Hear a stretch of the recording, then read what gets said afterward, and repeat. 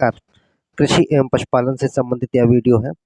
पहला प्रश्न देख लीजिए, बहुत ही उम्दा प्रश्न है, इसलिए उम्दा वीडियो है, बहुत ही अच्छा वीडियो रहेगा। गन्ने का लाल सड़ांध रोग किसके कारण होता है?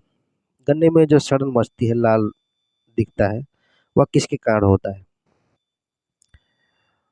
कोलेटोट्राइकम फैल्केटम के कारण, या सर्कोस्पोरा पर्सोनेटा, या अल्टरनेट, या फाइटोप्थेरा इन्फेस्टेंस। तो गन्ने में रेड रेड बन जाता है और सड़ने लगता है वह, तो वह कोलेटोट्राइकम फैल्केटम के कारण होता है। ए नंबर सही हो जाएगा, पहले का ए नंबर सही रहेगा। करनाल बंट एक बीमारी है, जो करनाल बंट एक बीमारी है, बट भी बोलते हैं कहीं कहीं। धान की, मटर की, राई की, या गेहूं की? तो गेहूं की रहेगी। धान का खैरा रोग किस तत्व की कमी से होता है? धान में जो खैरा खैरा रोग हो जाता है, वह किसकी कमी के कारण होता है, यानी कि किस तत्व की कमी हो जाती है? नाइट्रोजन की, लोहा की, या जिंक की, या पोटाश की? जिंक की कमी हो जाती है तो खैरा रोग हो जाता है धान में। किसकी कमी हो जाती है? जिंक की। निम्नलिखित में से कौन सा सही सुमेलित है? कौन सा सही सुमेलित नहीं है की बात हो रही है? क्या है? सुमेलित नहीं है कौन सा इसमें? देख लीजिए, ये फसलें हैं, ये इधर रोग है। धान हरित बाल, बाजरा अर्गट, मटर पाउडरी मिल्ड्यू, या चना उकठा विल्ट? देखिए, चना में उकठा विल्ट रोग लगता है, मटर में पाउडरी मिल्ड्यू रोग लगता है, बाजरा में अर्गट लगता है, धान में अर्गट नहीं लगता। यह किसका है? बाजरा का रोग है। ठीक है, तो इस हिसाब से नहीं होने के हिसाब से कौन हो जाएगी? ये रोग किस में? धान में नहीं लगता, बल्कि बाजरा में लगता है, हरित बाल। नेक्स्ट, कृषि शास्त्र में किसको उन्नत किया जाता है? जो कृषि है तो उसमें किसको उन्नत किया जाता है? पौधों और पशुओं को, फसल वाले पौधों को, केवल फल वाले पौधों को, या कृषि को?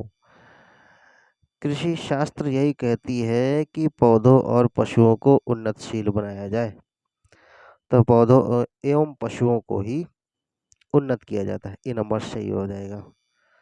ये नंबर सही होने के बाद में अगला देखें, सघन खेती का संबंध है। पहले तो ये देख लें सघन खेती है क्या। अगर ये खेती है तो इसमें बहुत ज़्यादा मात्रा, इस पर लोग डिपेंड हो जाए, मात्रा में ज़्यादा पॉपुलेशन निर्भर करे इस पे, तो सघन खेती का ही रूप हो जाएगा वो। श्रम के सघन उपयोग के उपज से, उर्वरक के सघन उपयोग से उपज, या आयातित निवेशकों के बड़े पैमाने पर उपयोग द्वारा उपज बढ़ाना, मौजूदा भूमि के सघन उपयोग से उपज बढ़ाना। भूमि का सघन उपयोग, बहुत ज़्यादा बर्डन हो खेती पे, तो डी नंबर सही हो जाएगा 6 का। नेक्स्ट है, निम्नलिखित में से किस देश में गहन कृषि की जाती है? जापान में, यूएसए में, ऑस्ट्रेलिया में, अर्जेंटीना में? ऑस्ट्रेलिया के पास काफ़ी ज़मीन है, अर्जेंटीना में है लेकिन जनसंख्या कम है, यूएसए में भी काफ़ी ज़मीन है। जापान के पास समस्या रहती है, तो यहाँ पर गहन खेती की जाएगी। ओलेरिकल्चर शब्द का संबंध है सब्जी विज्ञान से, पुष्प विज्ञान से, फसल विज्ञान से, या फल विज्ञान से? किसकी बात हो रही? ओलेरिकल्चर। ओलेरिकल्चर में सजावटी चीज़ों को उपयोग किया जाएगा, तो सॉरी, जब सजावटी चीज़ों को किया जाएगा तो सजावट बनाने का काम कौन करेंगे? पुष्प करेंगे। पुष्प विज्ञान में ओलेरिकल्चर आता है। ओलेरिकल्चर संबंधित है पुष्प विज्ञान से। नेक्स्ट है बी नंबर के बाद में, मृदा के संबंध में निम्नलिखित कथनों पर विचार कीजिए।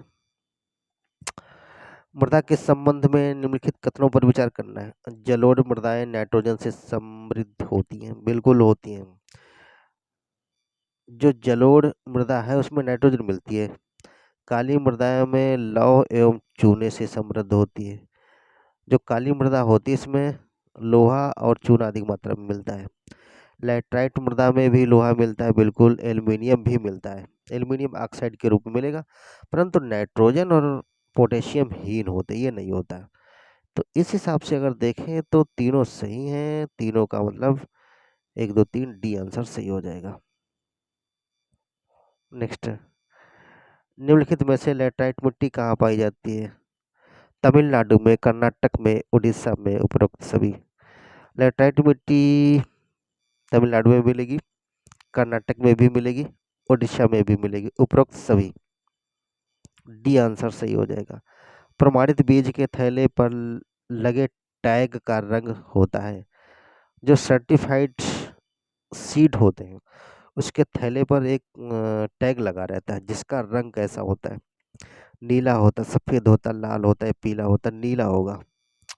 ए नंबर सही हो जाएगा। नेक्स्ट है, शीतकालीन फसल ऋतु को भारत में किस नाम से जाना जाता है? शीतकालीन यानी कि ठंडक में जो फसलें बोई जाती हैं वो किस नाम से जानी जाती है? रबी के नाम से, शीतल, खरीफ या पोडू? भैया रबी के नाम से जाना जाएगा।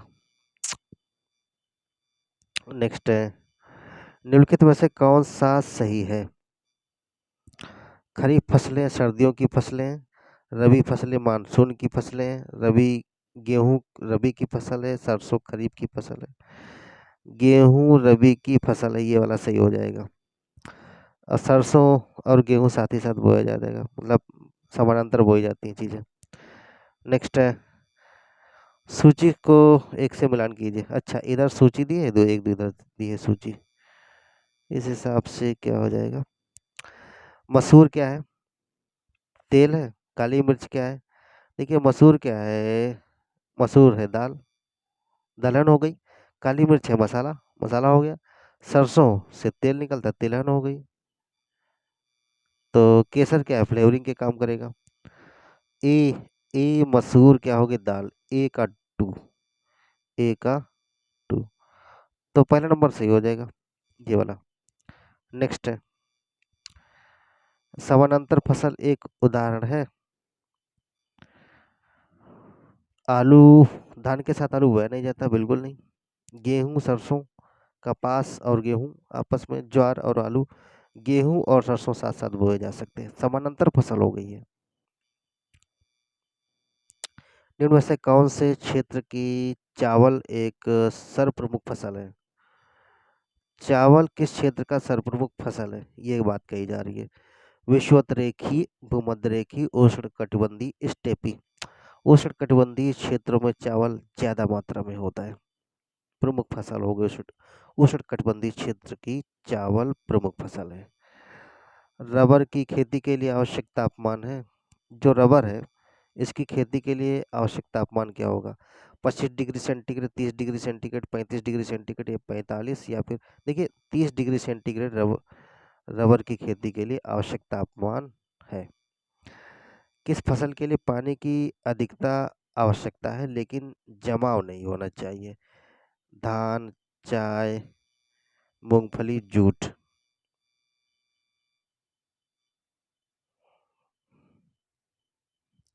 पानी का जमाव नहीं होना चाहिए, किसकी आवश्यकता है अधिक?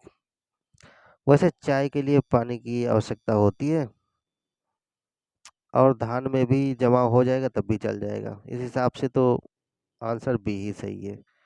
अगर पानी की अधिकता की केवल बात करें तो धान आंसर सही है। नेक्स्ट है, धान का मतलब बहुत ज़्यादा जमा होगा तब भी प्रॉब्लम होगी पानी, लेकिन थोड़ा बहुत जमाव होना ही चाहिए पानी का। इसमें इसमें जमाव चलेगा, इसमें जमाव नहीं चल पाएगा, जबकि पानी दोनों के लिए आवश्यक है। मक्का का जन्म स्थान है क्या है? भारत है, चीन है, भारत है, चीन है, अमेरिका या रूस है? मक्का का जन्म स्थान, मक्का जो है अमेरिका में हुआ था, मेक्सिको में, खास तौर से मेक्सिको। तो अमेरिका में चले, या मेक्सिको अमेरिका में ही आता है, मेक्सिको से। राजेंद्र कृषि विश्वविद्यालय पूसा कहाँ स्थित है? राजेंद्र कृषि विश्वविद्यालय पूसा कहाँ स्थित है? नई दिल्ली, झारखंड, हरियाणा या बिहार? बिहार में है, डी नंबर सही हो जाएगा। नेक्स्ट है, राष्ट्रीय कृषि वानिकी अनुसंधान केंद्र स्थित है। राष्ट्रीय कृषि वानिकी अनुसंधान केंद्र स्थित कहाँ है? आगरा में, कानपुर में, झांसी में या लखनऊ में? झांसी में है। नेक्स्ट, सिल्वर फाइबर क्रांति किससे संबंधित है? सिल्वर फाइबर क्रांति किससे संबंधित है? चमड़ा से, तेल के बीज से, जूट से या कपास से? तो ये संबंधित है कपास से। निम्नलिखित में से कौन सा एक वाणिज्यिक कृषि का प्रकार नहीं है? कॉमर्शियल फार्मिंग कौन सी नहीं है? डेयरी कृषि कॉमर्शियल फार्मिंग में आती है, ग्रेन फार्मिंग भी कॉमर्शियल फसल में आती है, पशुपालन भी कॉमर्शियल में ही आएगा, पैसा पैदा होगा। बेचो तुरंत, भैंस बेचो तुरंत 60,000 इकट्ठा, 80,000, ये वाला नहीं आ पाएगा। गहन कृषि निर्वहन कृषि ये नहीं हो पाएगा। ठीक है, डी नंबर सी हो जाएगा। नहीं के हिसाब से किसके नहीं है? वाणिज्यिक कृषि का प्रकार नहीं है। तो ऊपर तीनों है, डी नहीं है। किस देश में सबसे अधिक पशुओं की आबादी पाई जाती है? भाई पशु की बात करें अपने भारत में चले आइए, सबसे ज़्यादा पाया जाएगा। अगर प्रदेशों की बात करें तो उत्तर प्रदेश में बहुत ज़्यादा है, लेकिन पिछले कुछ वर्षों से पशु जनगणना जो हुई है, पशु गणना जो हुई है, उसके हिसाब से पश्चिम बंगाल ने काफ़ी हाथ आगे बढ़ाया है। जबकि गायों को संरक्षित करने का काम किया गया है, लेकिन पॉलिसी ऐसी बनी है तो जानवर और मर ही रहे हैं। गाँवों को बहुत नुकसान हो पा रहा है। जो काऊ हैं उनको काफ़ी नुकसान हुआ है उत्तर प्रदेश में। नेक्स्ट, राष्ट्रीय डेयरी विकास बोर्ड की स्थापना हुई। राष्ट्रीय डेयरी विकास board, national dairy development board, NDDB की स्थापना कब हुई? 1964, 1965 में या 1966 में या 1967 में?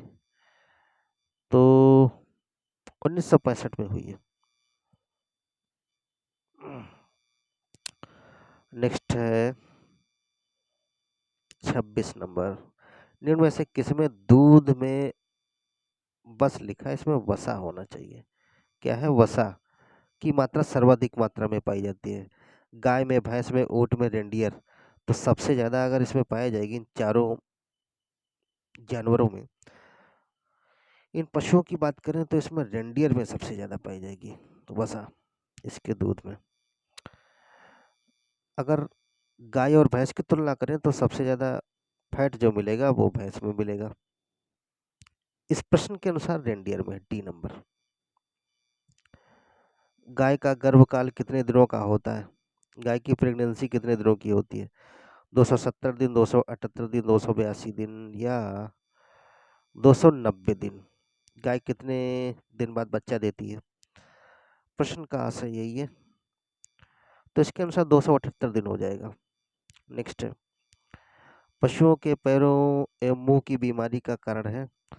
पशुओं के मुंह एवं पैर बीमारी से ग्रसित हो जाते हैं, खुरपका, मुंह पका जिसको कहेंगे। और बरसात में समस्या ज़्यादा होती है, विषाणु से होगी, प्रोटोजोआ से, बैक्टीरिया से होगी। तो ये रहेगी 28 नंबर की बात करेंगे तो बैक्टीरिया से होगी। शहद जिसमें शक्कर की उच्च सांद्रता पाई जाती है, सड़ता नहीं है। ठीक है, शहद शक्कर तो मिलती है इसमें लेकिन सड़ता नहीं है। शहद ऑक्सीजन का अभाव रहता है, अतः जीवाणु सक्रिय अवस्था में जीवित नहीं रह पाते। इनमें प्राकृतिक एंटीऑक्सीडेंट होते हैं जो जीवाणु के आक्रमण को रोक देते हैं। या कुछ परासरणी सामर्थ्य के घोल से पानी निकल जाने के कारण जीवाणु सक्रिय अवस्था में जीवित नहीं रह पाते। इनमें से कोई विकल्प सही नहीं है। इनमें से कौन सा सही होगा ये कहना है, सही नहीं है। तो अगर हम इसकी बात करें, कुछ परासरणी सामर्थ्य के घोल से पानी निकल जाने के कारण जीवाणु सक्रिय अवस्था में नहीं रह पाते। इसमें फालतू पानी नहीं जमा रहता तो जीवाणु इसमें एक्टिव नहीं हो पाता है। ठीक है, ऑस्मोसिस हो जाता है। ठीक है, नेक्स्ट है, ऑक्टोपस है एक संधिपाद शूलचर्मी, एक हेमिकौड़ी या मृदकवची? ऑक्टोपस मृदकवची है। ऑक्टोपस कैसा है? मृदकवची है ऑक्टोपस। नेक्स्ट, जुगनू होता है क्या है? जुगनू क्या है? मोलस्क है, कीट है, कृमि है या सूत्रकृमि है? मोलस्क किसकी बात हो रही है? जुगनू की। तो ये कीट है, जुगनू। नेक्स्ट, रेशम कीट अपने जीवन चक्र में किस चरण में वाणिज्यिक प्रयोग का तंतु पैदा करता है? रेशम कीट अपने जीवन चक्र में बात करें, किस चरण में वाणिज्यिक जन प्रयोग का तंतु पैदा करेगा? किस स्टेप में रेशम कीट कॉमर्शलाइज में उपयोग किया जाएगा, यानी कि रेशम पैदा करने लगेगा? लार्वा में, अंडा में, प्यूपा या प्रौढ़ कीट? तो ये इसके स्टेप हैं। रेशम कीट को इन अवस्थाओं से होकर के गुजरना पड़ता है, लेकिन जब प्यूपा अवस्था में जब आएगा तो वो रेशम देने लगेगा। सी नंबर सही हुआ। रेशम के कीड़े किन पर पलते हैं? रेशम के कीड़े किन पर पाले जाते हैं? तुलसी के पत्ते पे, मलबरी यानी कि शहतूत के, गुलाब के पत्ते या करी के? तो ये मलबरी शहतूत के पत्ते पे पाले जाते हैं। भारतीय गाय के दूध में पर्णपितक कैरोटीन के कारण क्या बनता है? बिल्कुल सफेद रंग हो जाता दूध का, या पीला रंग रहता, पीला गहरा पीला रंग होता है, कोई परिवर्तन नहीं होता है? 34वां, अगर इसकी हम बात करेंगे तो पीला रंग हो जाएगा। कैरोटीन जो मिलेगा पीला रंग हो जाएगा गाय के दूध में। दूध के समान रूप से वितरित रहने के लिए दूध में बसी वसा गोलिकाओं के आकार यानी कि ग्लोबुल साइज को कम करने की प्रक्रिया को कहा जाता है? पाश्चराइजेशन किया जाएगा, और क्या, इससे दूध खराब नहीं होगा। सॉरी, प्रश्न की बात दूसरी, ग्लोबल साइज की बात हो रही, होमोजेनाइजेशन कही जाएगी, क्या आ जाएगी? होमोजेनाइजेशन की बात हो रही है। किसको? ग्लोबल साइज को कम करने के लिए हो जाएगा होमोजेनाइजेशन। ठीक है, ये 35 महत्वपूर्ण प्रश्न थे। धन्यवाद।